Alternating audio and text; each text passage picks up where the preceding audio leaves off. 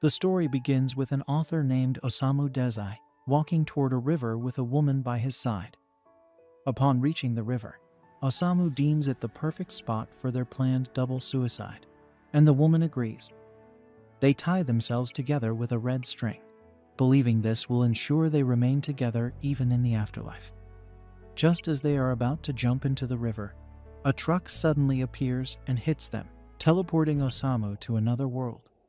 Upon regaining his bearings, Osamu wonders if he has reached the afterlife, noting the Western-style surroundings. An elven priestess named Annette approaches him and explains that this is not the afterlife. She introduces herself as a guide for those who descend upon this world and tells him that he has been transported to a different world called Zauberberg, where he has been chosen to become a hero destined to bring light to this realm. Osamu is stunned by this turn of events, lamenting that he failed in his double suicide and ended up in a strange place instead. Annette observes that he seems to understand his situation, but he confesses that his life has been full of shame. As Annette tries to explain his mission, she notices that Osamu has poisoned himself and is near death. Quickly, she uses her skill called Purifying Light to detoxify him. Osamu, however, tells her she didn't need to save him and asks her to leave him alone. Annette insists that he is meant to be a hero and fulfill a great mission. Osamu dismisses her concerns, stating that he doesn't care about any mission and continues to casually consume poisonous pills, expressing his desire to find a place to die. Annette, bewildered, asks why he would want to die after being chosen by this world. Osamu retorts that he never asked to be chosen. Annette inquires if he encountered a truck, which Osamu confirms. Relieved, Annette explains that the truck he encountered was the Otherworld selection truck, responsible for bringing him to this world. She elaborates that the truck selects people leading unhappy lives in their old world and transports them to another world, offering them a fresh start. If the truck came for him, it indicates he was unhappy in his previous life. She congratulates him on being given this chance. This angers Osamu, who explains that the truck interrupted his double suicide, which he considered the happiest moment of his life. Annette is taken aback, and Osamu asserts that she has no right to decide what constitutes happiness for someone else. Annette, puzzled by his reaction, thinks that once Osamu sees his stats, he might change his mind. Annette explains that every human brought to this world is granted superhuman abilities. However, she soon notices that Osamu is exceptionally weak. His level is 1. He has only a single health point and no magic at all. His stats screen is colored red, indicating he is on the verge of death. She realizes he is still poisoned despite her detoxification efforts and suspects a system error, as no one should be this weak. She searches for any special skills he might possess, but finds nothing. This is the first time she has encountered such a weak otherworlder. Osamu then tries to leave the church, but Annette stops him, stating that he might have been brought to this world by mistake. She tells him that he doesn't have the ability to survive here, and Osamu, agreeing, mentions that he is branded a failure no matter which world he is in. Annette apologizes for the mistake and asks him to stay at the church for a while, as he is too weak to survive on his own. She warns that he will be killed the moment he steps outside, but Osamu tells her not to worry about him, as he is just looking for a suitable place to die. As he tries to leave, Annette reflects on how different he is from other heroes she has guided. She recalls her initial pride in guiding otherworlders, but over time, she became disillusioned, merely flattering arrogant and pretentious heroes. Osamu, however, is different.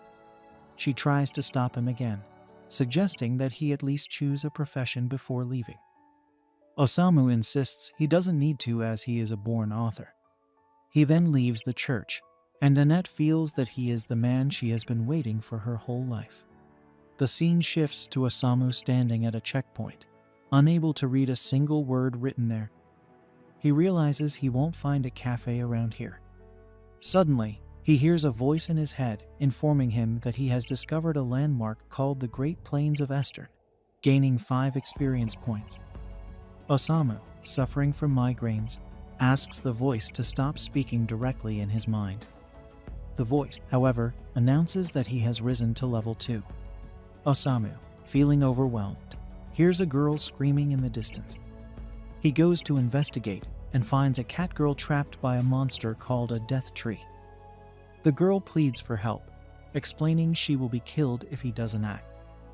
Osamu, noticing her oddly shaped ears, muses about the allure of dying women. The girl, desperate, asks if he has any weapons or spells, but Osamu is soon captured by the death tree as well. Hanging from the tree, the girl calls him useless. Osamu smiles, saying they don't have much longer to live, and the girl blames him for their predicament. She explains that death trees have a suction skill that steals life force, and they will both die in a few minutes. Osamu, excited by the prospect, asks if she feels the same.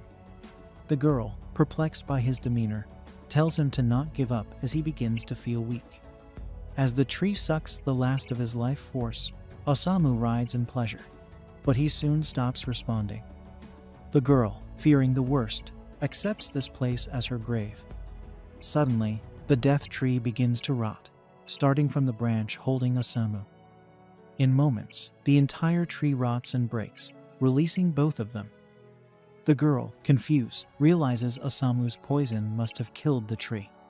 The voice in Osamu's head announces that his poison dealt 300 points of damage to the death tree, raising him to level 3. The girl, impressed, asks if he poisoned himself on purpose, suspecting he pretended to be weak. Osamu lights a cigarette, explaining that every time he tries to die, something like this happens. He reveals that he has attempted suicide 5 times, but it has never gone as planned. The girl, not understanding his depression, is nonetheless grateful she survived and thanks him. She invites him to her place to properly thank him, asking his name while holding his hand.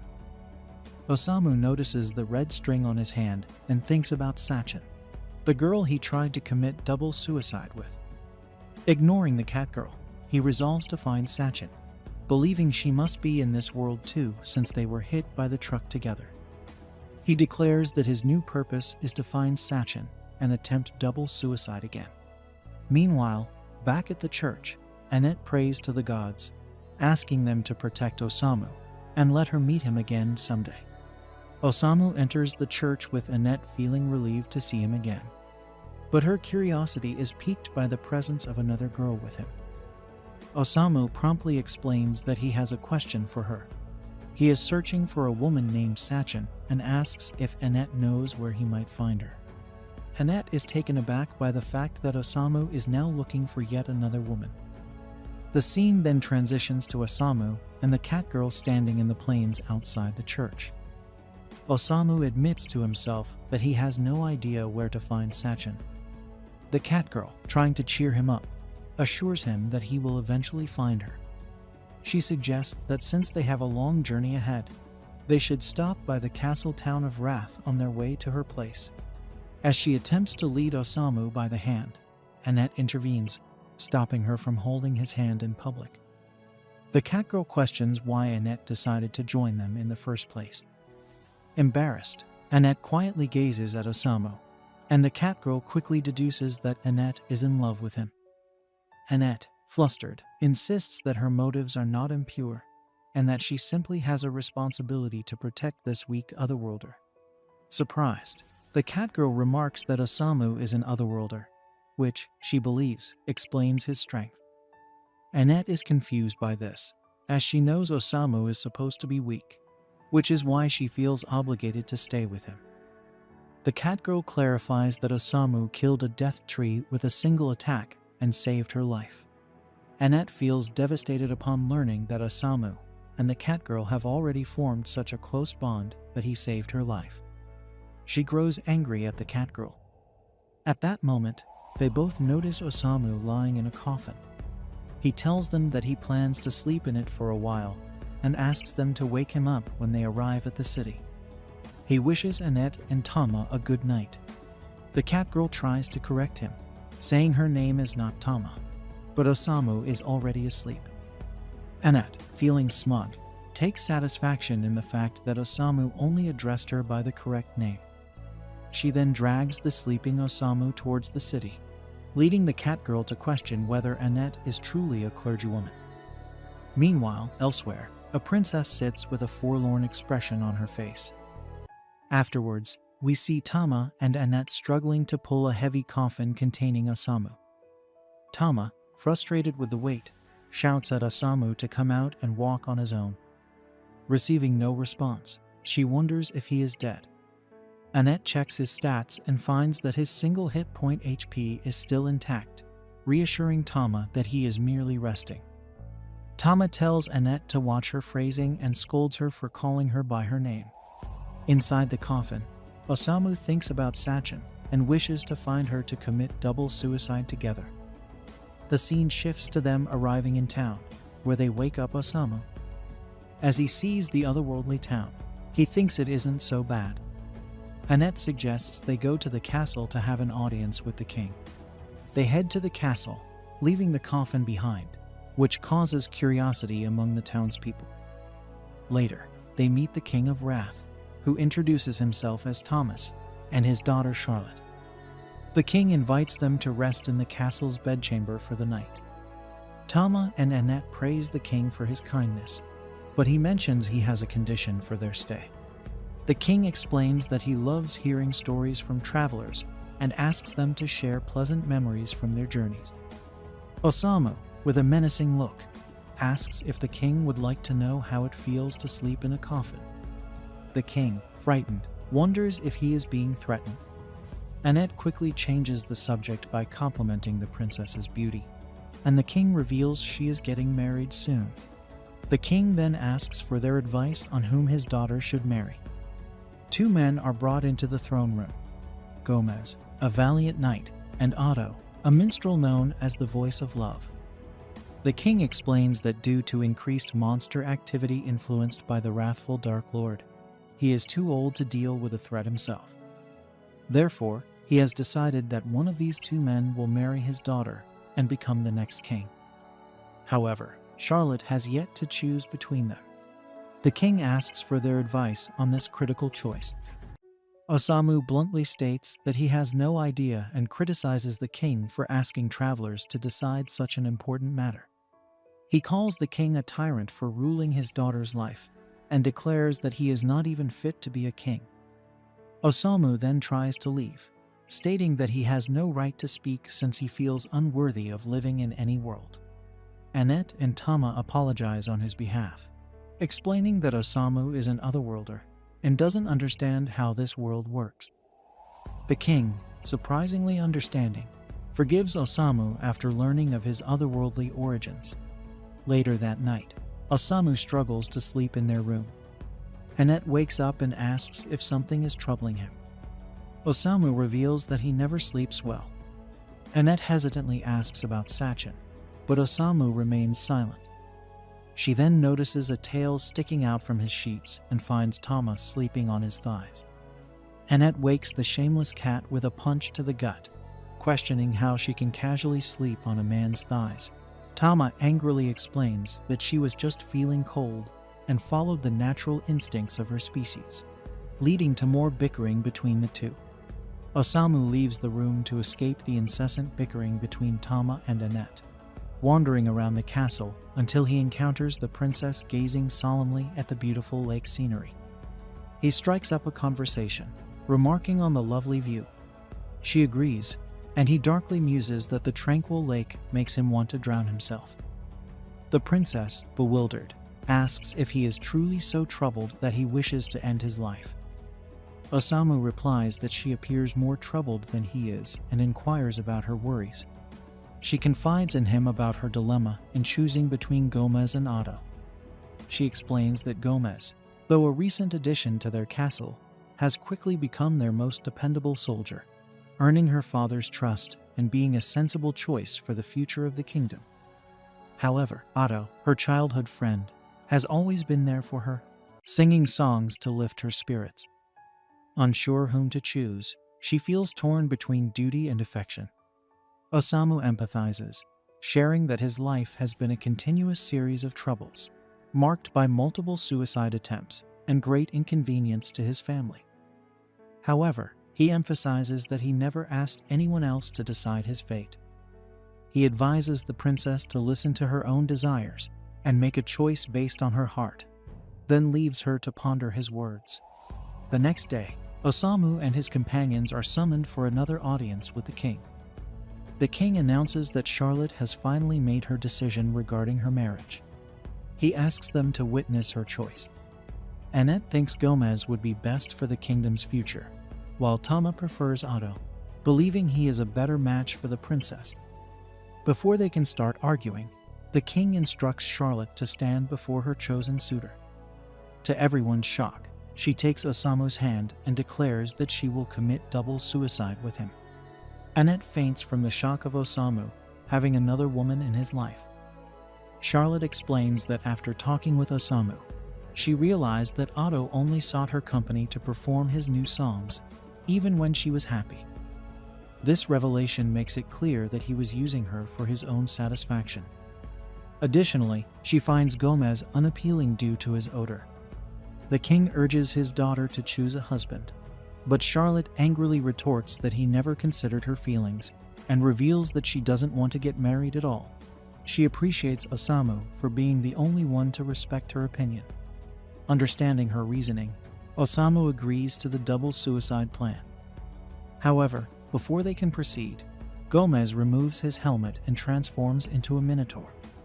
He confesses that he planned to take over the kingdom and offer it to the Dark Lord, but didn't expect the princess to see through his disguise. Confused, Osamu asks if Charlotte knew his true identity, but she had no idea and simply thought he smelled bad. Flustered, the Minotaur declares that he will kill them all. Tama tries to wake Annette, knowing she can't fight the beast alone. Soldiers attempt to subdue the Minotaur, but are easily defeated. Rubble from the battle almost hits Annette, but Tama saves her. Tama then confronts the Minotaur, ready to fight. Otto, the minstrel, tries to assist, revealing his surprisingly high level of 89. He sings a song, but it has no effect. The Minotaur attacks Tama, but she deflects him, though her attacks seem ineffective against his sturdy horns. The Minotaur, excited by the challenge, prepares to attack Tama with full force, but Osamu intervenes, asking if they can be killed first.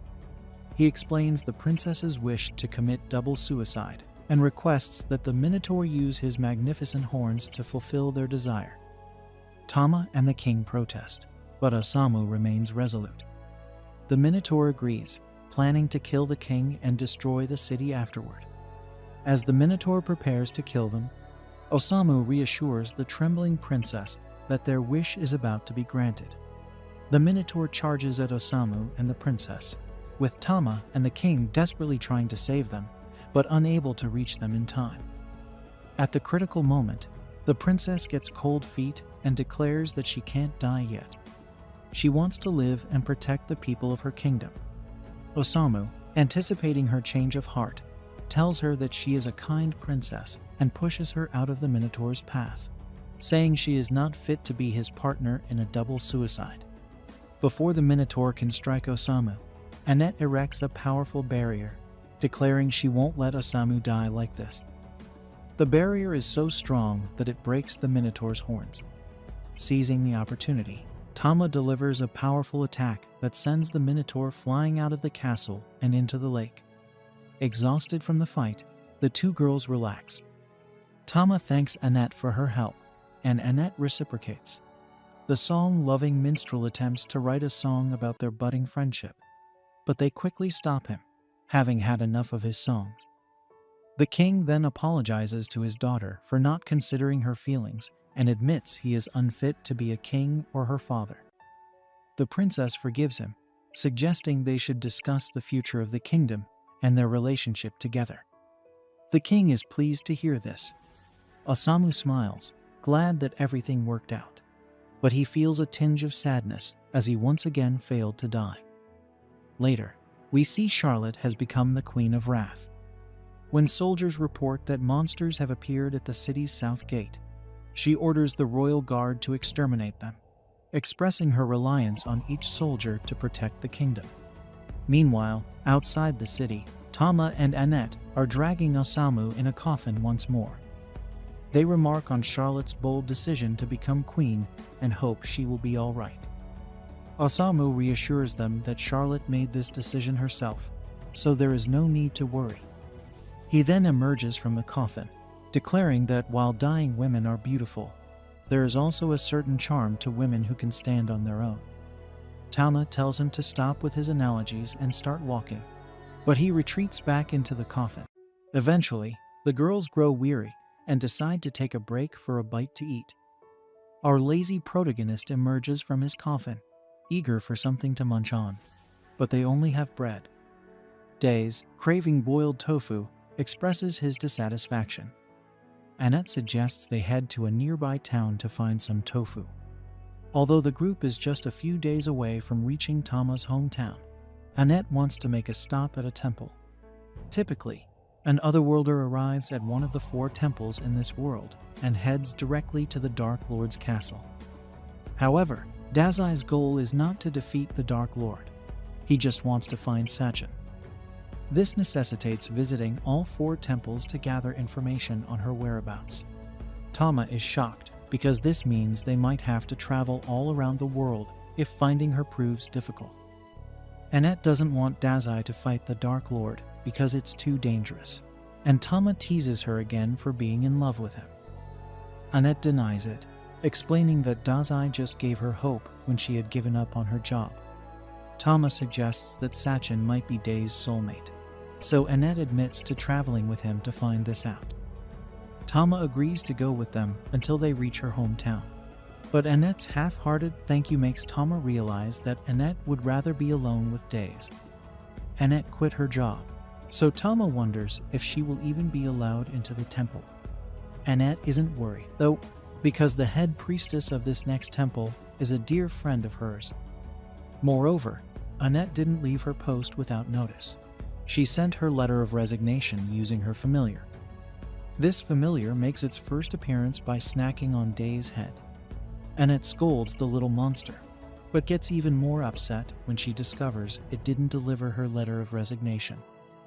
Days points out that the little beast is quite loyal for returning to its master, and he names it Mellows. Mellows seems to have taken a liking to him, but Days just wants to get more rest. Just then, Days must tell Mellows to quiet down as he begins to panic, and a terrifying dragon appears. Dragons are this world's most powerful monsters, and it terrifies the girls with a roar. Suddenly, a girl calls the dragon Ruka and commands it to stop. Annette and Tama are confused as the girl approaches the dragon and warn her to be careful. They are stunned when the girl speaks a different language to the dragon and tames it. The girl assumes that Annette and Tama's group has already suffered casualties because of the coffin and recommends they leave this incredibly dangerous area. Days emerges from his coffin, thinking it's time to eat, and the girls ask the stranger to forgive his rude behavior because he's an otherworlder. This infuriates the girl, and she vows to eliminate all otherworlders. She unleashes a power that terrifies the girls, and Annette has to block the attack with a barrier. Annette does her best to hold back the assault, but her shield eventually breaks. The group is badly injured, and the area is massively damaged. Annette concedes that the girls' magic is insanely powerful. The girls vow to protect Days at all costs, but the stranger brings them to their knees with her power. The symbol she bears terrifies Annette even more because it's the mark of the wrathful Dark Lord. Just then, the girls are shocked when Days stands up, having had enough of the dangerous behavior. He points out that the girls have nothing to do with this. Days reminds the girl that she's after otherworlders, and he is her only opponent. He tells her to do as she pleases, revealing that he's prepared for his life to end at any time. His friends beg him to stop, but it's too late as the stranger grants his wish and sends her arm right through his chest. The girls are terrified as Days collapses to the ground, and the stranger reveals her name is Waldelia. Annette and Tama faint, But Waldelia is shocked when Days reveals that he's still alive. He can tell that Waldelia has a lot of hatred inside her, and Days says he can relate, as he has lost his mind to intense hatred before as well. Waldelia is terrified to see him still alive as he approaches her, and Days comments on how sad her eyes look. He wants to know why, but Waldelia's terror causes her to flee with her dragon. She is still uneasy about what just happened and wonders who Days really is. A while later, we see that Mellows has brought the trio to the temple they were headed to. The priestess rushes to Annette, but Annette tells her that Days needs immediate medical attention. He's in really bad shape, so the priestess summons every priest to bring all the healing potions they have. A while later, we see that Days is fine, as he shops for some poison. The vendor explains that the poison is most effective when thrown at a monster, but he is shocked when Days just drinks it. Tama is furious because Days just made a miraculous recovery, but the priestesses are glad to see that he's doing well. The priestess named Nisha explains that she hasn't met anyone named Sachin, but she is more concerned about why Annette is traveling with an otherworlder. She's glad that Annette quit her job because she's too pure for it, but she's upset to see that she's traveling with an otherworlder. Nisha despises otherworlders because they use their divine gifts for selfish reasons. Just then, a strange rapping otherworlder named Kitaro appears, urging the girls to stop arguing and have some fun with him. They ignore him, but Kitaro demonstrates his overpowered skill of mass production, allowing him to create an unlimited amount of the world's currency. He offers to buy the girls whatever they want. Nisha swiftly gets rid of him, but he promises retribution. Nisha points out that all otherworlders are like Kitaro. Annette argues that Days is different, but Nisha can tell just by looking at him that he is just as destructive as the others. Annette continues to defend him, pointing out that he changed her entire life. At that moment, Days asks for money to buy some drugs. Annette casually hands it to him, still trying to convince Nisha that he isn't destructive at all. Nisha is then shocked to learn that Days doesn't have a gift. Despite this, Days still fought against the wrathful Dark Lord for his friends. Nisha is stunned to hear this because the wrath of the Dark Lord was actually destroyed by another otherworlder 7 days ago. Tama is equally shocked, and the two girls celebrate, believing that peace has finally come to their world. However, this makes them question who the girl with the dragon was. It's also strange that Days arrived 7 days ago, the same day that Annette's life changed completely. The biggest question remains: if this world no longer has a Dark Lord, why was Days brought here in the first place? Just then, the girls are startled as Days tears up a bunch of papers. Days dramatically explains that he was trying to write about the events that have happened since he arrived in this world. He was struggling to write, and now he is despairing over it. Annette eagerly waits to hear what he wrote about their first meeting, but her heart is shattered when Days reveals that he didn't write about her at all. Days isn't sure why, but his encounter with Waldelia gave him a surge of creativity, and he hopes that something else exciting will occur. Annette thinks he might find something if they explore the town, and recent events have made her want to buy Days some things anyway. In town, we see that Annette wants to buy Days some heavy-duty armor. There is no telling when they will be attacked again, and Annette never wants to see Days suffer ever again. Tama points out that Days looks like he's suffering right now, but Days actually kind of likes the oppressive feeling the armor gives him. The girls go to do more shopping, and Annette tells Days to stay put. Nisha finds him, and Days explains that he was just searching for new excitement. Nisha declares that Annette will be staying with her from now on because she has always been a pure girl and trusts people too easily. Nisha is sure that Annette will be unhappy traveling with him, so she begs Days to disband their party. Days just smirks, pointing out that it's up to Annette to decide what she wants to do. He declares that Nisha has no say in the matter and wonders why she thinks Annette will be unhappy. Nisha explains that it's because Days is an otherworlder, and she doesn't trust otherworlders. Just then, Nisha is stunned, and a crowd forms as a man arrives. This man is said to have been created by the heavens to stand above everyone in the world. He is an otherworlder, and his name is Lord Suzuki. Suzuki announces to everyone that the Dark Lord was defeated 7 days ago, and tells them to rejoice, as peace has come to their world.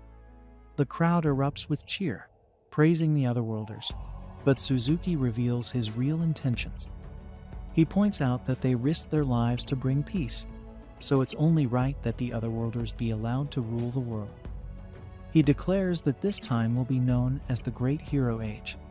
Suzuki decides to be the ruler of this town, and his buddy Kotaro tells the townspeople to bow down to Suzuki. Kotaro then points to the girls and tells Suzuki that they were the ones who messed with him. Suzuki is furious, declaring that they committed acts of violence against an otherworlder. Annette tries to explain that he is mistaken, but Suzuki refuses to listen to someone who would harm a hero. Nearby, the town is on fire, and Days states that he finally feels like he can write his masterpiece. We then see that Suzuki used a skill to turn Annette into a pet. The transformation caused mutations in some parts of the elf's body, such as her eyes, which acquired darkened contours. Kotaro uses his rap to mock the fact that the purer a person is, the easier they fall under this spell, which was the case with the victim.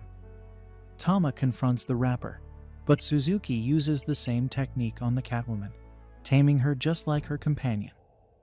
With this, the human boasts about the power of this skill, claiming that no one can escape it. Emerging from the crowd, Asha steps forward to confront the transferee, stating that this was not how she taught Suzuki to use his gift. As she declares that the city of Vale will not bow to the whims of the human, all the inhabitants join the priestess's chorus and rise against the oppressor.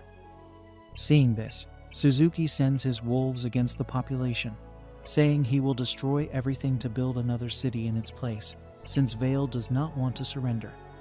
Asha calls the human a bastard, and he sarcastically responds that he prefers to be called a hero, just as the elf did when they first met. To further provoke, he assures her that he will use Asha's church as his private castle. Shortly after, due to the wolves' power, which allows them to spit fireballs at the city's houses, Vale begins to burn. Even Tama attacks the residents, and one of the victims is Sensei, who is protected by his gigantic armor. After dozens of kicks and punches to the equipment, the girl manages to crack the steel until she destroys the armor. But the immense force she applied ends up throwing the armor's helmet at her head, knocking Tama out instantly. Thus, Sensei locks Tama in a barrel and leaves a warning that there is a violent cat inside. At that moment, he sees Asha being overwhelmed in battle. Enraged, the elf tells Sensei that this is how the transferees act in this world, using the gift they received for their selfish ends. Asha emphasizes that Suzuki was not like this when he arrived. On the contrary, he was a calm boy with a weak personality. As she starts this story, Sensei begins to write down what is said, as this type of character intrigues him. For this reason, the author asks which way the transferee went, and Asha says he headed toward the church, but reminds the writer that he does not have a gift for it. Therefore, he will have no chance against Suzuki. Regardless, all Sensei wants is to write his masterpiece, something he feels compelled to do. Not wanting to let the man go alone, Asha accompanies him. Upon reaching the church gate, Sensei is enchanted by the beauty and grandeur this place exudes. On the other hand, Asha cannot understand how this man can be so carefree, as the transferee possesses superhuman power, so it would be wise to have a plan before entering the church. That said, Sensei takes a vial of poison and drinks it all. Asha was thinking of silently approaching the back door, but the human had already opened the door by then. Inside, Sensei admits that he is interested in Suzuki's story and would love to write a novel based on what the transferee experienced. Faced with this statement, Suzuki becomes even more arrogant, having an author wanting to write about his heroic exploits in another world. However, Sensei notes that it is quite the opposite. The story is about a man who gains more power than he deserves and ends up falling into his own greed. Insulted, Suzuki promises not to let it go unpunished, so he orders his wolves to kill the intruders. Seeing that Sensei will not lift a finger to prevent his death, Usha steps forward and shoots rays of light to kill some wolves. But one of them grabs the cleric's magic staff with its teeth, taking her out of the fight. With this, Suzuki orders the other wolves to shoot flames at the rider, and this time Usha cannot do anything. However, when the fireballs approach, Sensei deflects them all using the helmet of the armor he wore, throwing the flames back at the attackers and causing a massive explosion. The helmet then reveals that it was actually Milo's deflecting the spells, as Annette had said that the armor was capable of deflecting first-level spells. After the flames dissipate, Kotaro begins to worry that these enemies are not as weak as they thought. But Suzuki reminds him that he still has a trump card, the giant wolf. Without delay, the transferee uses his number one pet to bite Sensei, which indeed happens. The bite draws blood from the man's shoulder until the poison spreads through the animal's body, killing it instantly. While Usha heals, the human Kotaro panics at what he witnessed, so he runs away. Usha demands the transferee surrender, but Suzuki is not done yet, as he saved his big trump card for the end. As soon as he orders Annette to leave to attack, the elf draws a dagger and charges at Usha, who never imagined this would happen one day. The priestess refuses to fight against her friend, so she intends to retreat, but Sensei has a better idea. While he takes the lead in the fight, he tells Usha that Annette is stronger than she thinks. Suzuki laughs at the rider's attitude, believing that his domestication skill cannot be cancelled. But Sensei is sure that the elf can still choose her own destiny, and it is not Suzuki who will dictate it. With her neck against Annette's blade, Sensei asserts that his companion is not a bird in a cage. As she hears these words, the elf holds the blade with her own hand, as if she is in an internal struggle between beheading the human or sparing him. Losing patience, Suzuki reinforces his commands with more mana, causing Annette intense physical pain. In her mind, she feels trapped like a bird in a cage until Sensei appears and encourages her to stab the dagger into her own leg. After doing so, she collapses and Sensei catches her. She returns to normal, much to Usha's relief. Sensei asks Usha to heal her friend, which she does while recalling Suzuki's earlier claim that Annette was stronger than she seemed. Suzuki drops his arrogant facade, revealing genuine fear as he watches his main skill being dismantled. Impulsively, he grabs the dagger and nearly takes his own life. However, Sensei stops him because he needs the dagger to finish his book. He questions Suzuki about his story, taking him back to his past on Earth, where he was a weak kid who couldn't stand up to bullying. Suffering daily verbal and physical abuse, Suzuki was treated like a pet by older kids, unable to defend himself. This experience explains his gift in Zauberberg, allowing him to control others. He considered ending his life, but lacked the courage. His life was dominated by cowardice and cruelty, feeling that no one could help him. Then, one day, he was hit by a truck and brought to Zauberberg. In this new world, he became a hero with the responsibility to save it from the Demon King of Wrath, using a powerful gift. Over time, he adapted and used his domestication ability to bring wild wolves to his side as companions. Despite this, he wasn't treated as a hero in Zauberberg either.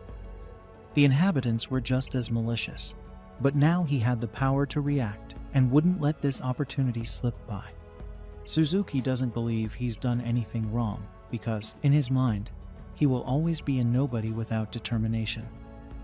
After hearing his story, Sensei concludes his novel based on Suzuki, a weak man who hoped to be a hero, but couldn't even become a villain due to his weakness. He titles the book Failure in Another World. Sensei thanks Suzuki for the content, but doesn't call it a masterpiece. He tears out a page, creating a magical circle that sends Suzuki back to Earth. Annette, shocked, checks Sensei's status and notices he now has the gift of writing. Usha believes this might be a special ability activated against other transfers, indicating Sensei was brought to Zauberberg to fight these supposed heroes. Frustrated, Sensei collapses, dejected at failing to write his definitive work. He wonders if he will ever find the inspiration he needs.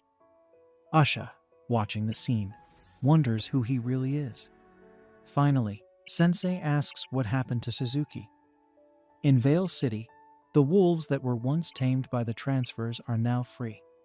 Tama, no longer Suzuki's pet, emerges from a barrel, confused by the chaos. Meanwhile, Usha gives Sensei a coffin with impeccable craftsmanship and golden details. She tells Annette that Sensei might play an important role in Zauberberg, and that his journey will be difficult and painful. Annette thinks Usha will prevent her from accompanying him, but Usha insists her friend stay by Sensei's side to protect him. Before Sensei leaves, Usha asks if Suzuki became like this because he gained more power than he deserved. Sensei isn't sure.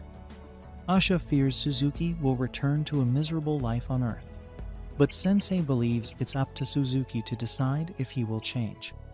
Back on Earth, Suzuki submits his resume at a local market to resume a normal life. The interviewer asks why he dropped out of school, triggering memories of Zauberberg. Seeing his anxiety, the interviewer gives him a chance, asking him to start his new job tomorrow. As he leaves the market, Suzuki feels the cold and extends his hands to appreciate the snowflakes melting on his skin. We then see, in Sontag, a northeastern region of Zauberberg, the renowned Weiss Cathedral hosted members of the Papal State, including Usher and Bishop Wolf, a clergyman bold enough to drink within the sanctuary. According to him, reality is for those who can't handle alcohol. He claimed the drink helped him endure the stinky dwarves he dealt with daily, unlike his colleague who worked with the demi in her jurisdiction. Suddenly, a servant of God with a strangely demonic appearance reminded Wolf that he shouldn't make such prejudiced comments in the Papal State. This goblin, the first non-elf appointed as a priest, had reached the rank of archbishop through exemplary work, which didn't necessarily please all church members.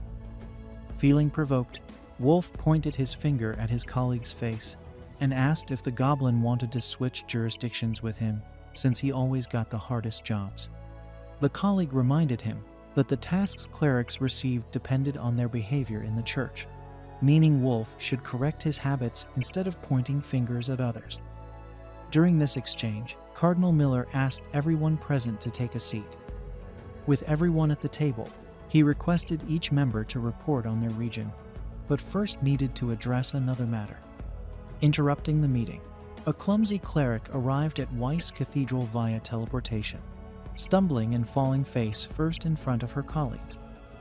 As the others didn't recognize her, the cardinal introduced her as the new bishop of the Erston Temple and took the opportunity to ask everyone to introduce themselves to the newcomer while giving their reports. First up was Annette's substitute in the Deanstark region, the Holy Land of Mountains and Flames. Her name was Aria, an inexperienced cleric who forgot to mention that Charlotte, the daughter of the King of Wrath, had inherited the throne, earning a scolding from the cardinal.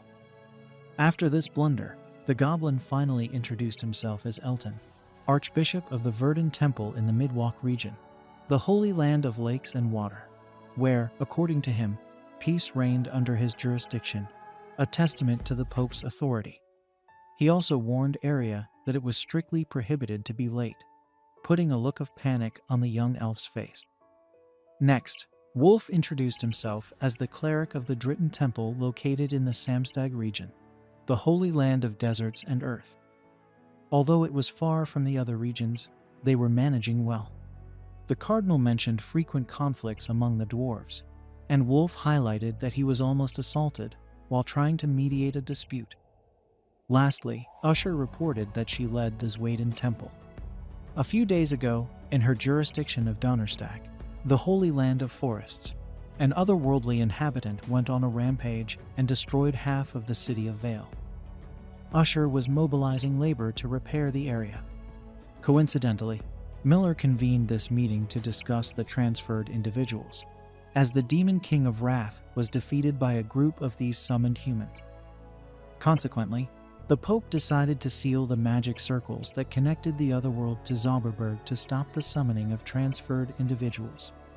With this news, Elton expressed joy at seeing his people free from the Demon King, while Wolf was glad to be rid of the humans. However, Miller announced that this story was far from over, as the 7 transferred individuals who defeated the Demon King of Wrath had taken the demon's lands for themselves. Recently, the Pope received a declaration from the 7 stating that they would use their power to transform Zauberberg into a utopia. This situation was a real blow to the Pope, who believed the transferred individuals were angels sent to save this world. These beings, once considered children by the papal authority, now saw him as prey.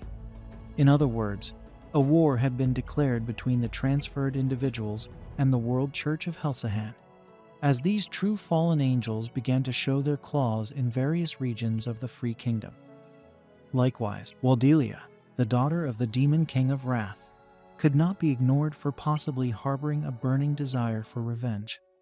In light of these events, Miller announced that Zauberberg had entered a new era, and it was the Church's mission to overcome these obstacles and maintain peace. Arya questioned how they would be able to face such powerful beings, triggering Usher's memory of Sensei cutting through the sky with his pen power before a mighty transferred individual. She then declared that she met a transferred individual in Vale capable of returning others summoned to their world of origin through his gift. Upon hearing these words, the Pope himself agreed with Usher, as he also believed this angel could be Zauberberg's hope. As he approached and saw his subjects kneeling before His Holiness, he was moved. He asked Usher to tell more about this human. Meanwhile, on the other side of the trenches, a woman hummed a cheerful song that contrasted with the dark environment that once belonged to the most powerful demon. Nearby, a man wanted to know if the lady was thinking about her beloved again, but she ignored the question. As 2 glasses of wine were served at the table by the men, aware that his question wouldn't be answered, he informed her that their allies had departed for various lands, while the 2 of them stayed to observe what was in store for this world. In the meantime, what awaited the exhausted Annette and Tam was a well-deserved rest in the city they had just arrived at before hitting the road again toward Gruen. As soon as she celebrated sleeping in a warm bed, the cat received the news that she had leveled up to 17 from carrying the coffin so much, making her wonder if this was something to celebrate. Keeping an eye on the conversation, a kid pointed out the direction of the town's inn and offered any information that might help the travelers since they didn't know the area well.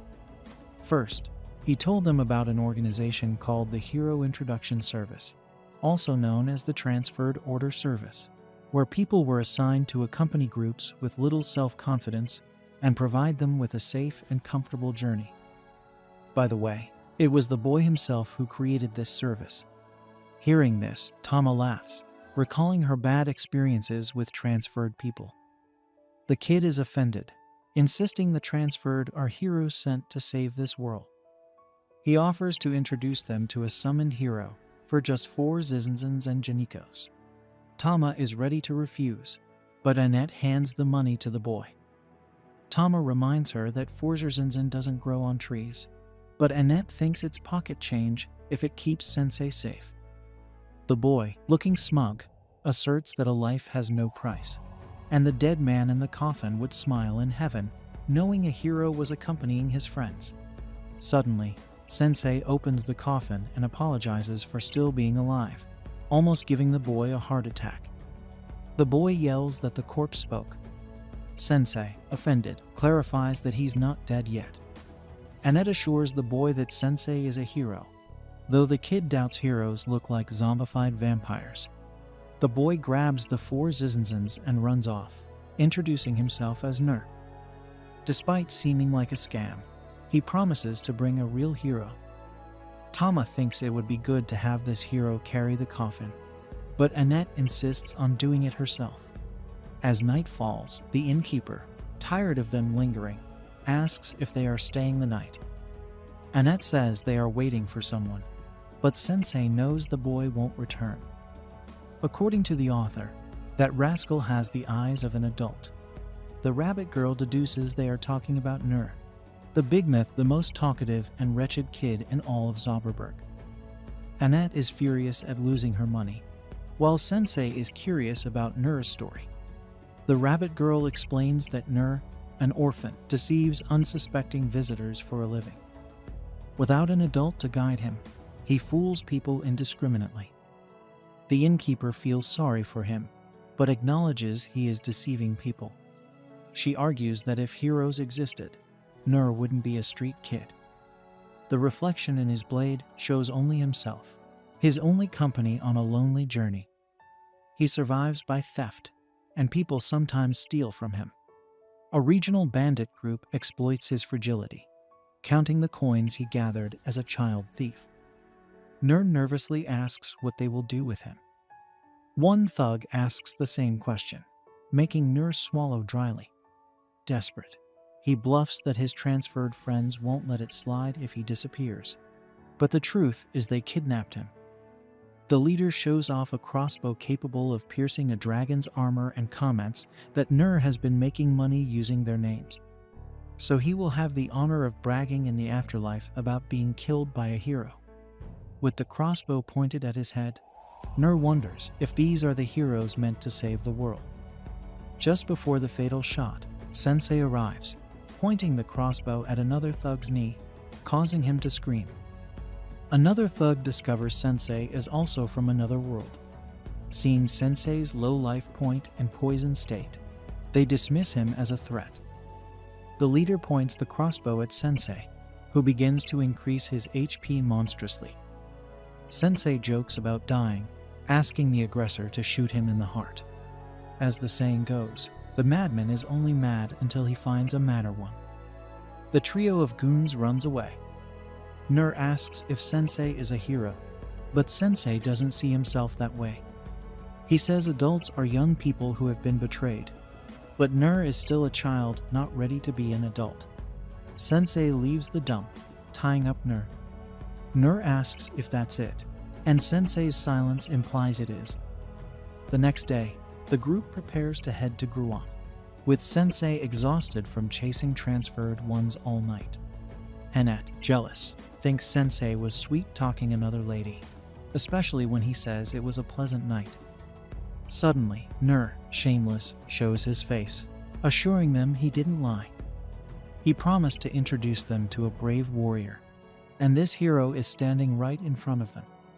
As Sensei walked, his desire to end his life grew stronger, which scared Boyer, who tried to warn their companions about Sensei's state. Although they understood, they acted like nothing was wrong because they knew him well. Using Sensei's brave hero facade, Tama encouraged him to keep going until they arrived at her homeland, Grun.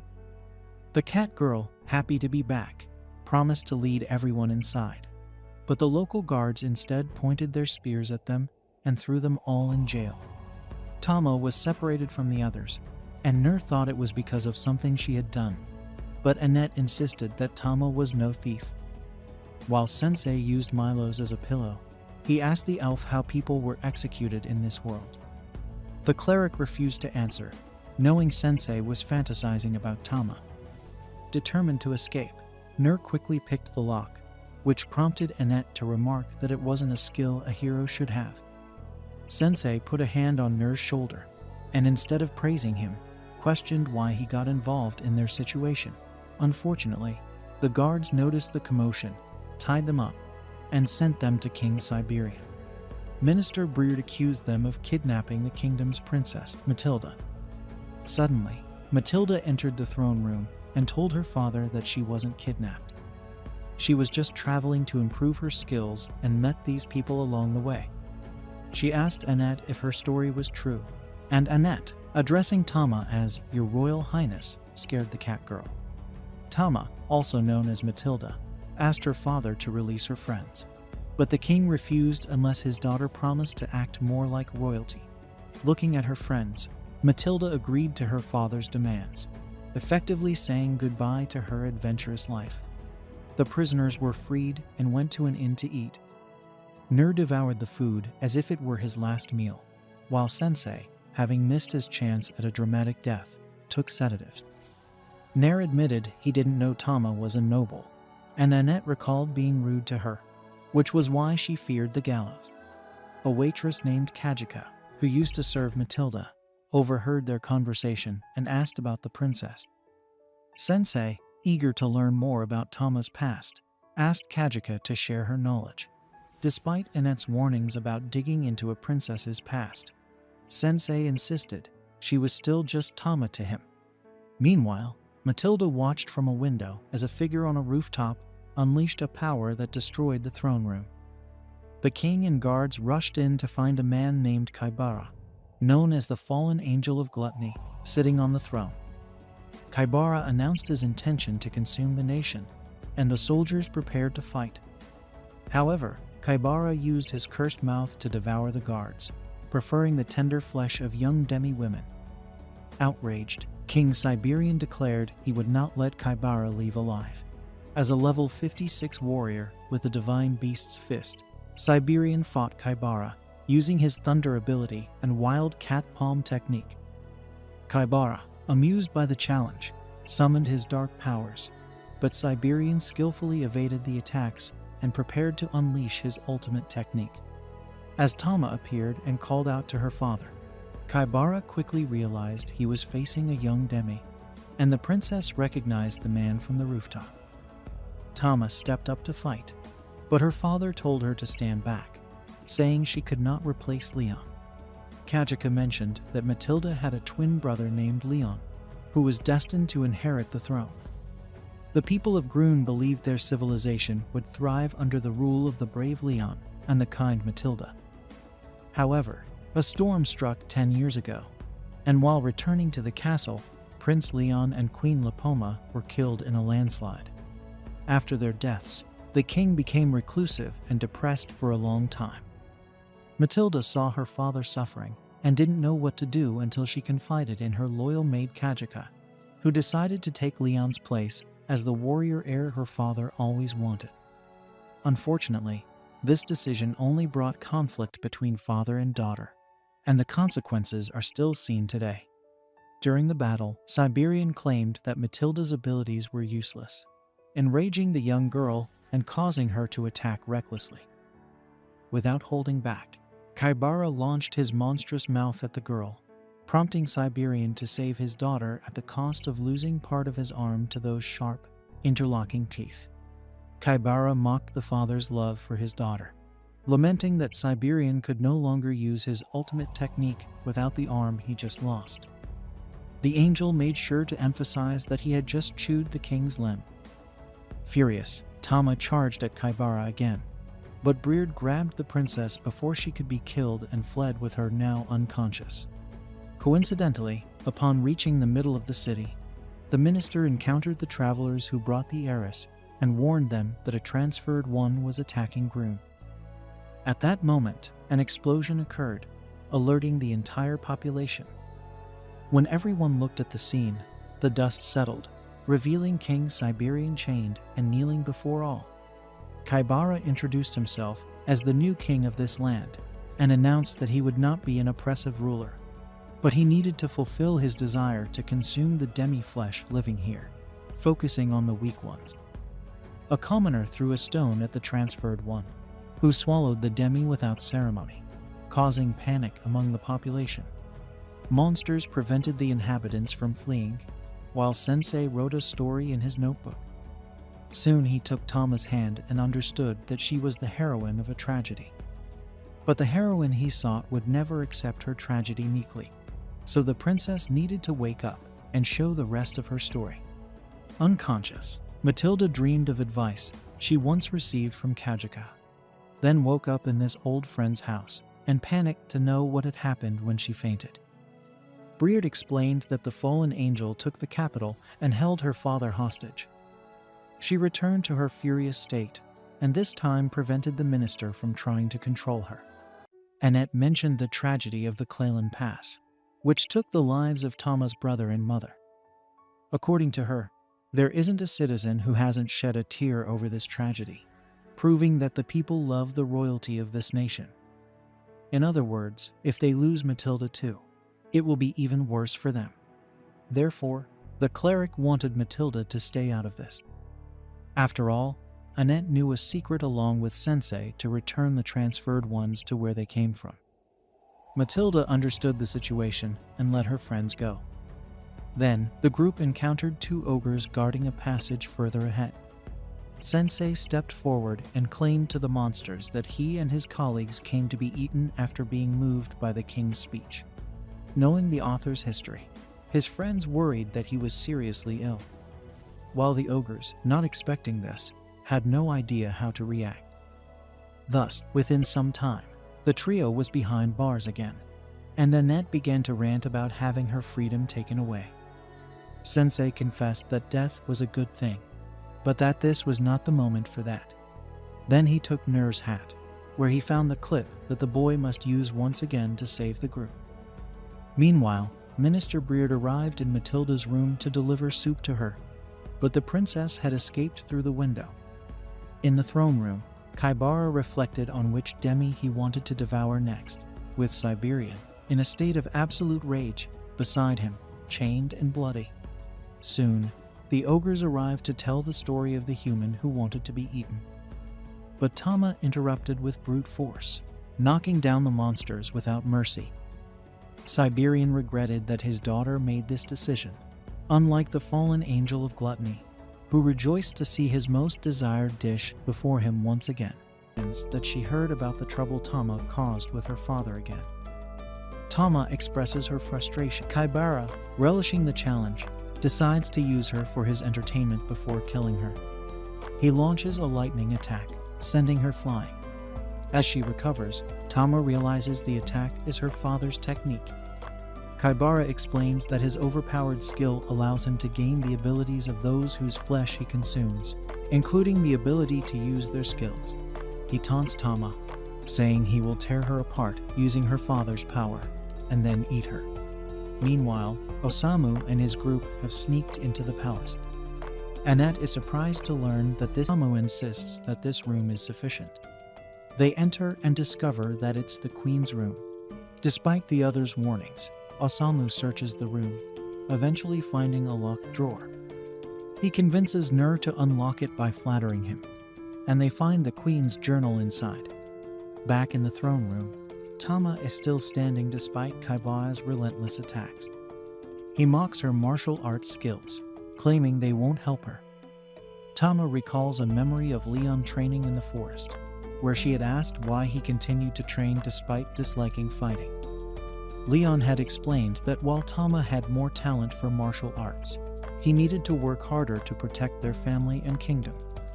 Inspired, Tama rises once more, determined not to give up, knowing Leon would do the same in her place. Amused, Kaibara admits he enjoys eating spirited opponents like her.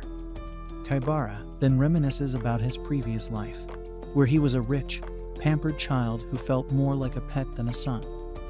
Despite having everything he wanted, he felt empty and sought to feel alive, leading to violent outbursts. His unfulfilled desires only deepened his sense of being caged, and after a life of anger and emptiness, he was hit by a truck and sent to this world.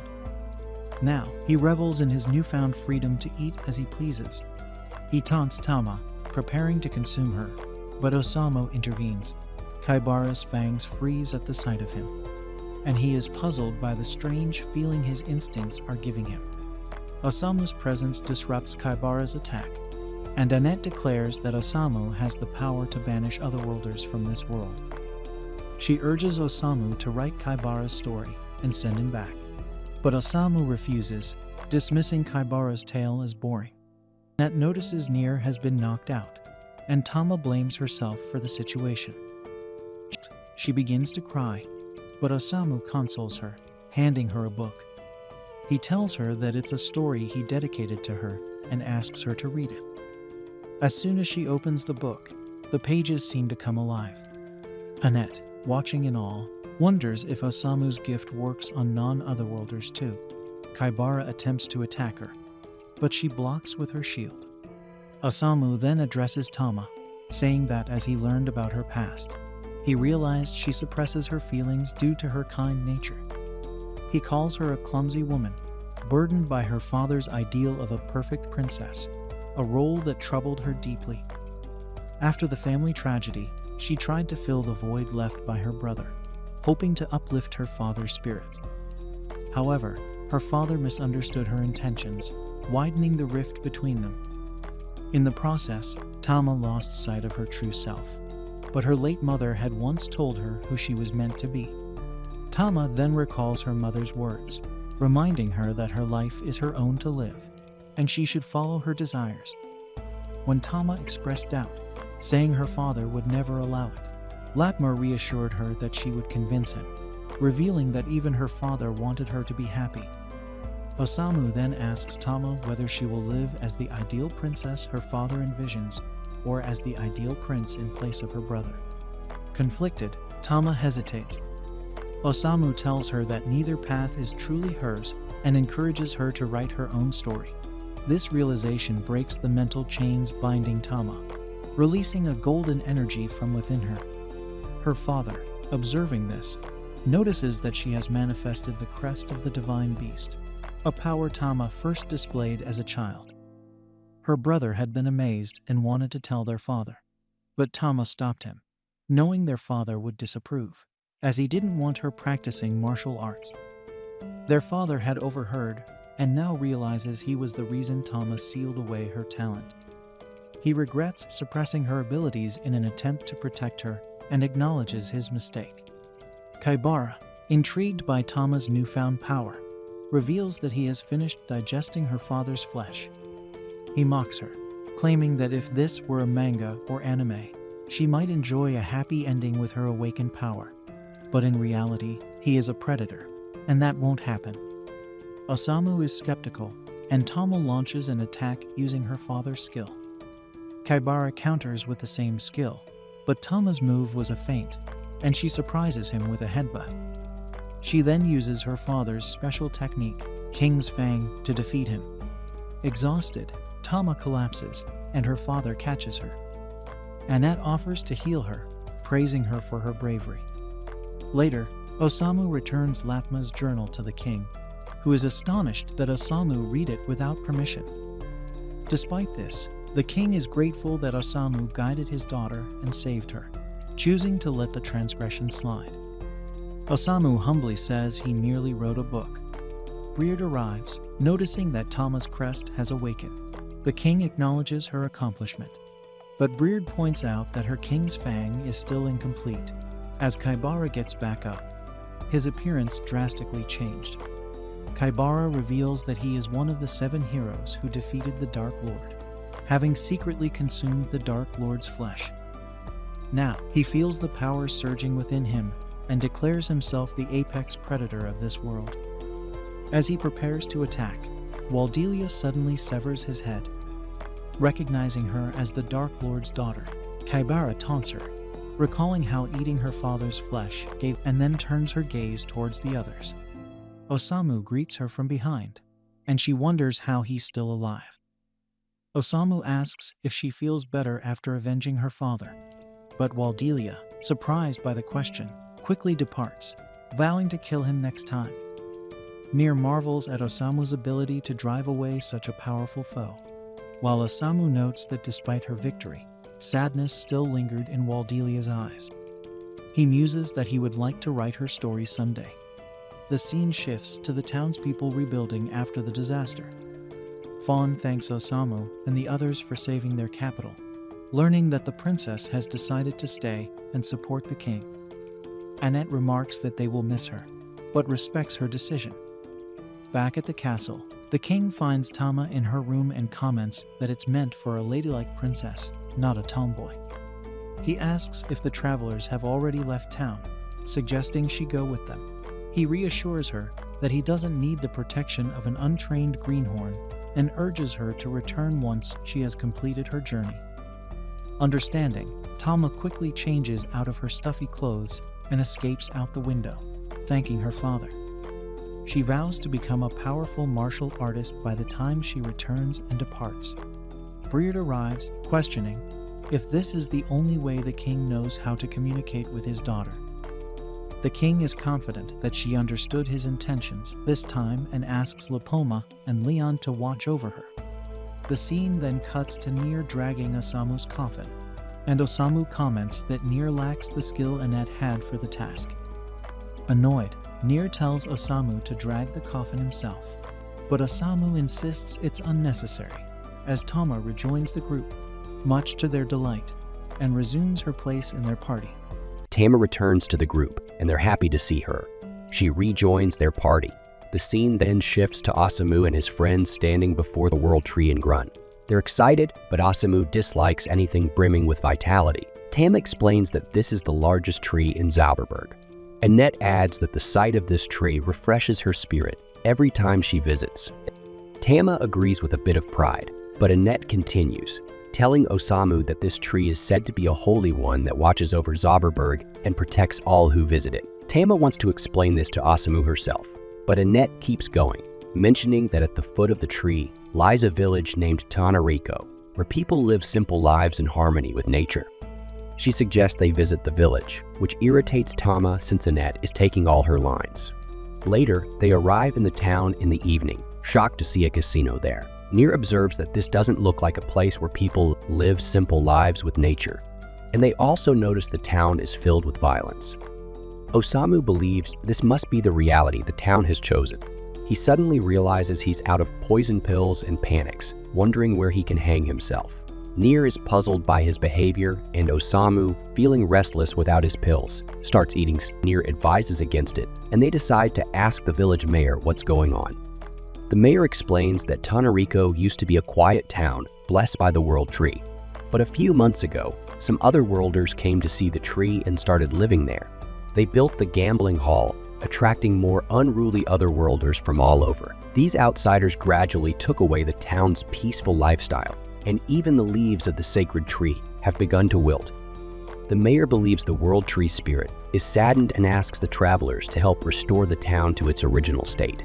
Osamu, still depressed about his lack of poison pills, demands the mayor restore his pill jar first. Suddenly, another otherworlder named Ada arrives and offers to save the world tree, revealing that he's also an otherworlder. Annette and the others are cautious, but Ada assures them he's different from the others and desires peace for this world. Ada asks the village chief to let him handle the task, and Annette likes the idea, suggesting they help him. But she then notices Osamu is gone. Meanwhile, Osamu wanders through the town, disturbed by how healthy he feels. He decides he needs to do something about it, and spots a smoky cave. Drawn by its aura of immorality, he enters. Inside, he sees addicts smoking something, and realizes this is what he's been looking for. He takes a deep breath, inhaling the smoke. A mysterious girl approaches him. Noticing he's new around there, she menacingly offers to take him somewhere more fun.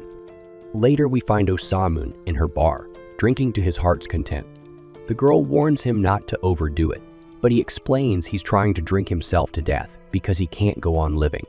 The girl finds him intriguing and asks what he was doing at the cave. She explains that it's a gathering spot for those addicted to the pain-relieving leaves of the world tree. Osamu reveals he lost something precious to him, and the idea of being healthy all the time keeps him awake. The girl offers to help him sleep peacefully, mentioning that she's a dancer. She offers to perform for him, but Osamu, with bad memories of dancing, says he doesn't understand what's so great about it. Despite this, the girl dances, changing his mind, and Osamu thinks it's a pleasant night, where Annette is crying over Osamu's disappearance. Yamada asks if something is wrong, and Nier explains it's because one of their friends is missing. The girl then carries Osamu back to the house. Annette is devastated to see him with another girl, and the village chief asks the girl, named Ishi, why she's there. He says she's banned from the village, and Ishi leaves saying she just came to drop off the man. The village chief remarks that yet another person has fallen victim to her, and Tama asks who she is. The chief explains that Issei is also known as the Witch of Tanariko. Tama finds this ominous, and the chief continues, saying that when the otherworlders started building the gambling hall, the villagers were powerless to stop them, but Issei was different. She gained favor with the otherworlders and opened a bar next to the hall. Yamada realizes she's a traitor, and the chief says Eshi has always been mysterious. They know nothing about her age or history, but they left her alone since she seemed harmless. However, she turned out to be a trickster, now making a fortune by charming fallen otherworlders with her liquor and dancing. Yamada declares that Ishi will have to pay for her crimes along with the otherworlders, and the chief is thrilled, seeing Yamada as a true hero who can save the town. The next day, Osamu heads back to the bar. Annette tries to stop him, reminding him that the battle against the otherworlders is about to begin. But he doesn't recall agreeing to such a dangerous task. Ignoring her, he leaves for the bar, and Yamada tells Annette not to worry, assuring her that Osamu will come to his senses once they defeat the evil in the town. At the bar, Osamu thanks Ishi for her dance the previous night, saying it helped him forget his painful life and even dream for the first time in a while. Ishi warns him not to stay around too long, revealing that she's known as a witch. She tells him not to blame her if he's ruined, but Osamu says that's exactly what he wants. Eshi then wishes the spirit of the world tree would protect his painful life, making him curious about what she means. She explains that there's a legend about the tree's spirit, saying that it grants the wishes of the weak and sick when it descends. She suggests that Osamu pray to the tree's spirit to ease his pain. But Osamu notes that she's the one who seems to need saving. He realized this while watching her dance, which he found beautiful yet filled with sadness. She tries to deny it, but just then, the casino boss and his lackeys enter. Ishi serves them drinks as the lackeys intimidate some guys into repaying the money they owe. These are the same guys Osamu had encountered earlier, and they nervously promise to return the money. The lackeys demand payment today, threatening to bury them in the desert with an op skill if they don't. The guys, terrified, leave to get the money. The lackey then complains to his boss that their profits are down because there are fewer idiots like them around, and suggests moving the casino elsewhere. The boss dismisses this idea, saying it's too soon and that they should lure in more townspeople. He believes they can control the townspeople once they get them hooked on gambling. Eshi reminds the boss that he promised to stay away from the townspeople in exchange for her protection money. The boss dismisses her concerns, calling it just business, and orders his lackeys to kidnap a few townspeople to introduce them to the joys of gambling and smoking the world tree leaves. She tries to stop him, but a lackey pushes her aside. Osamu checks on her, telling her that in his world, people like her aren't called witches. They're called angels. Suddenly, the ground shakes, and the boss and his lackeys discover that their casino has been destroyed by Yamada and Osamu's friends. A lackey named Sabu asks what they're doing, and Yamada declares that he's here to judge the otherworlders and the witch for their crimes. The lackeys attempt to fight back, but Osamu intervenes, complaining that Yamada has ruined his time at the bar. He expresses his disdain for people who boast about grand ideals, while Yamada urges him to come to his senses and think about what he should do. Osamu steps aside, thanking Yamada for his advice but noting that he's never changed his ways because of someone else's lectures, nor respected anyone for giving them. Ignoring Osamu, Yamada goes to deal with the otherworlders. Seibu and the other lackeys attack him, but Yamada takes them down with a single strike. Realizing they're outmatched, the lackeys flee the town. Yamada then asks Eshe if she plans to turn against him too. She says she doesn't and thanks him for saving the town. The townspeople celebrate Yamada as a hero, but they look at Eshi with disdain, blaming her for the town's troubles. Yamada tries to calm them down, saying that Ishi regrets her actions, but they ignore him and start throwing stones at her, trying to drive her out of town. Osamu steps in, calling the townspeople scum for treating someone who protected the town so poorly. He explains that Ija appeased the thugs daily to keep them from harming the townspeople, and without her efforts, they would have overrun the town. He tells the townspeople that Ishi is the true savior of the town, and that they should be ashamed for throwing rocks at her. However, the townspeople refuse to believe him and dismiss his words.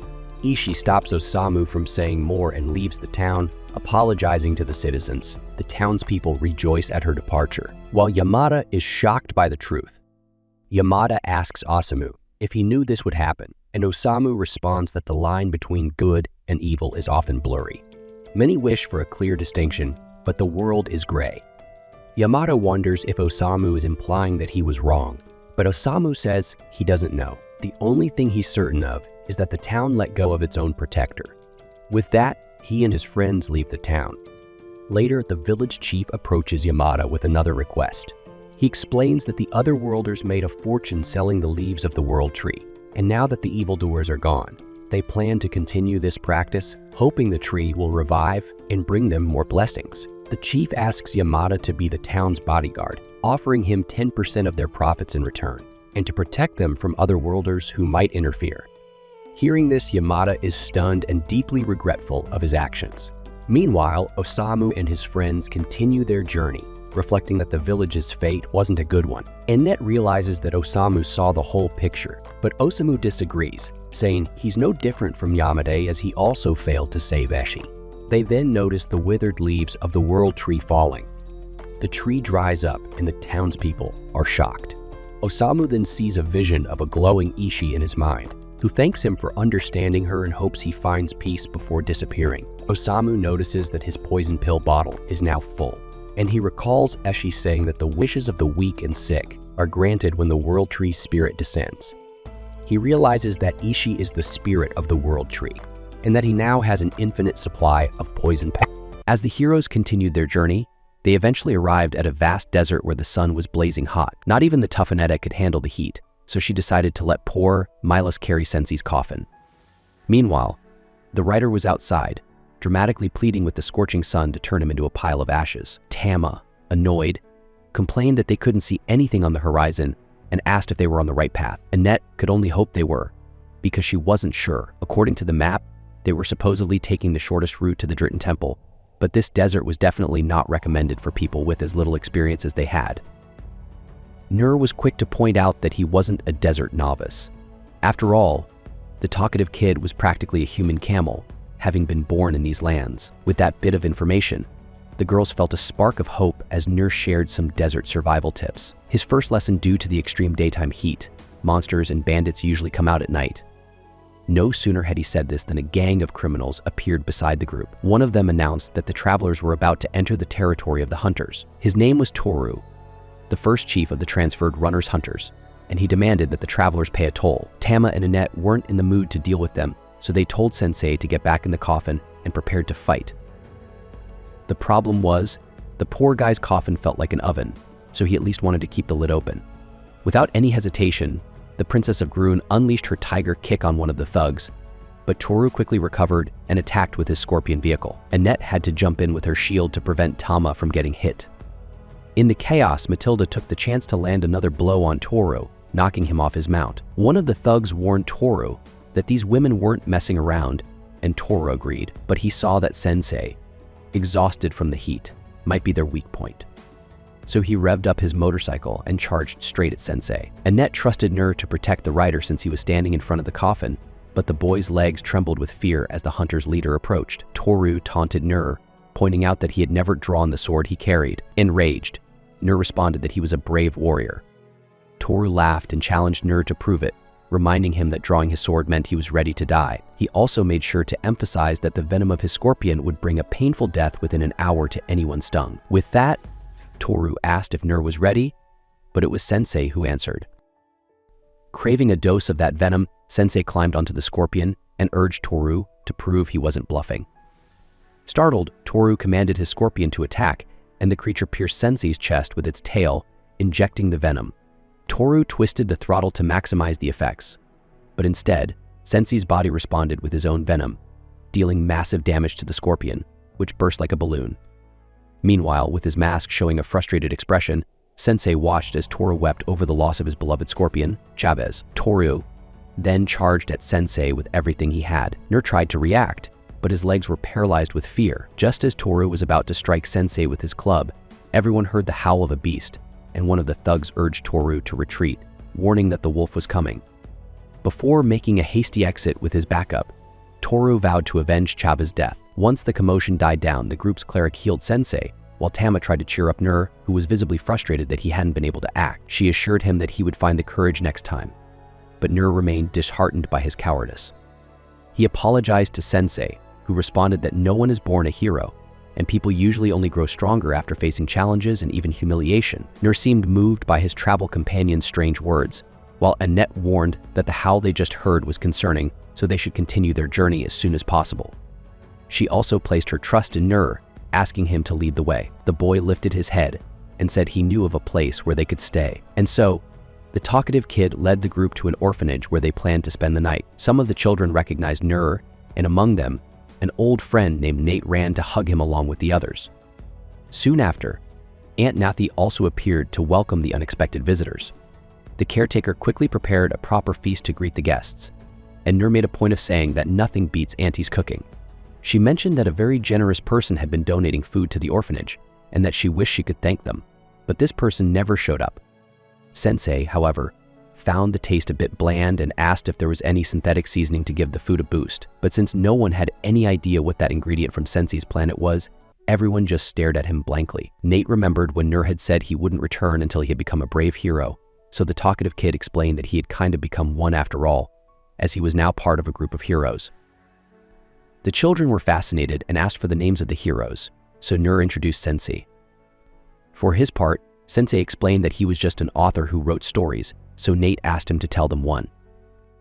Soon, Sensei began a tale about a man who dumped his debts on a friend and then ran away to squander his money. But Aunt Nathy asked him to choose a lighter story instead. That night, Nur watched the children sleeping beside the women on his team until the beast outside began to howl again. Aunt Nathy warned that it was a hungry wolf that had been roaming the area and advised everyone not to wander into the desert if they valued their lives. Meanwhile, Sensei wandered through the desert with Milos perched on his head. Milos, sensing something strange, guided Sensei to a pile of dead animals and broken trees, all stained with dark red. Seeing the scene, Sensei chuckled lightly and said it was quite interesting. Later that night, Tama punched Nur in the face, dealing him a small amount of damage. Fed up with getting hit, Nur stood up and noticed a shadow passing by the window. He quickly remembered Aunt Nathy's warning about the wolf, so he grabbed his sword and went outside to check around the orphanage. But instead of finding a beast, he saw a man on crutches carrying a basket of vegetables. Thinking this was the man who had been secretly donating food to the kids, Nur helped him pick up the scattered vegetables. The man explained that he loved seeing the kids smile and admitted that he liked to watch them eat happily through the window. He also mentioned he'd never seen Nur there before. Nur shared that his parents had died when he was young and that he had grown up at the orphanage, though he had since left. He also mentioned that the sword he carried had belonged to his father and that he was on a journey to become a brave hero, hoping to inspire the orphanage children to believe they could become someone important day too. But Nur admitted he struggled to find courage when it mattered most. Hearing this, the man started crying and assured Nur that his parents would be proud of him. He asked about Nur's travels, and as Nur shared his stories, Sensei secretly took notes. When morning came, Nur invited the man inside to meet the children, but the man felt unworthy. Still, Nur asked if he had some time to spare. Together, they explored the area until they found an oasis and gathered food for the orphanage. Meanwhile, the children played with Sensei, and the women noticed several baskets of food placed at the door. Behind a wall, Nur and the man found amusement in the surprise they had left for the kids. That night, Nur was exhausted and fell asleep quickly, but Aunt Nathy woke him up to warn him that Nate had been taken by hunters. Outside, Toru and his gang demanded the orphanage's leader show themselves. Tama, Annette, and Nur stepped out to confront them. Seeing this as his chance to avenge Chavez, Toru ordered his gang to attack. The Catwoman and the elf defended the orphanage, while Nur trembled with fear. Before things could go wrong, the man on crutches returned and pulled Nur to safety. Away from the battle, Nur cried in frustration for not being brave enough again. The man, remembering a time when 3 men had overpowered a young boy, urged Nur to hide and leave the rest to him. In his previous world, the man had lost something important because of his injured legs, but now he possessed the power to kill evil men who hurt kind boys like Nur. As he spoke, the man began to transform into a huge werewolf, while Sensei continued to take notes in secret. The werewolf tore through the hunters, driven by the memory of his loss, knowing it was men like these who had caused so much suffering. At the same time, Nur was flooded with memories of the man on crutches in his life. The man's journey gave Nur the strength he needed to draw his sword. However, Nur stepped in front of the werewolf, fearing that his uncle would lose himself in his beastly form and never return to the gentle man he once was. The werewolf ignored Nur and destroyed Toru's mount, but just as he was about to strike the final blow on Toru, Nur defended him with his sword.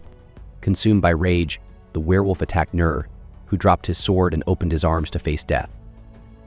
Seeing Nur's eyes, the werewolf recognized the boy, as the person he had lost long ago. He struggled to regain control and gradually returned to his human form. After the battle, the man revealed that he had lived alone for a long time. Like Nur, he had lost his parents when he was young and led a solitary life.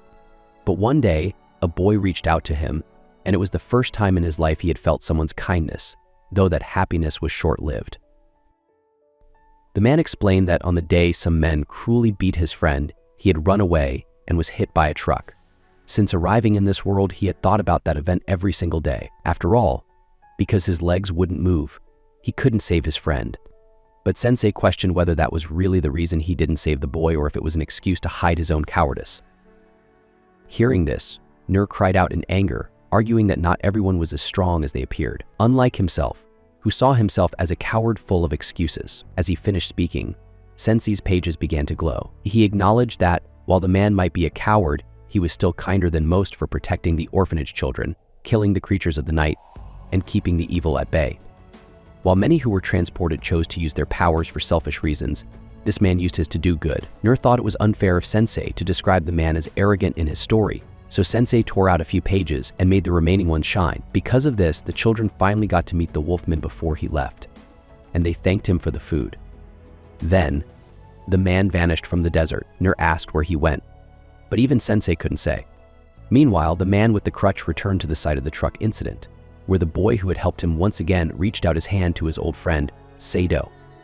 In the lands of the Demon King, where the 7 fallen angels had overthrown the devil to seize his throne, a man asks a girl if she's heard what happened to Kaibara, as he's heard that the conquest of Grun has failed. He also mentions that Sengoku is battling in the desert, challenging the indestructible dwarven fortresses. Reflecting on this, he admits to underestimating the enemy's ally from Helsan, as the Storm Mage is proving to be a formidable opponent. Meanwhile, monsters and dwarves clash in a bloody battle below. Atop a siege weapon, Bishop Wolf remains utterly unfazed by the carnage beneath him, more concerned about running out of liquor. Osha scolds him for being irresponsible amidst such chaos, but he dismisses her concerns, saying she worries too much. Frustrated, the elf grabs him, questioning whether this behavior is fitting for a commander of a nation. Wolf, however, merely sees himself as a humble priest. Their argument is interrupted by the arrival of more troops under the command of the fallen angel of desolation, who orders them to join the battle. Faced with this new development, Yusha asks what the leader plans to do. Wolf then requests Chief Doran, the dwarf general, to lure the enemies to the eastern flank. Doran, furious, retorts that he doesn't take orders from an elf,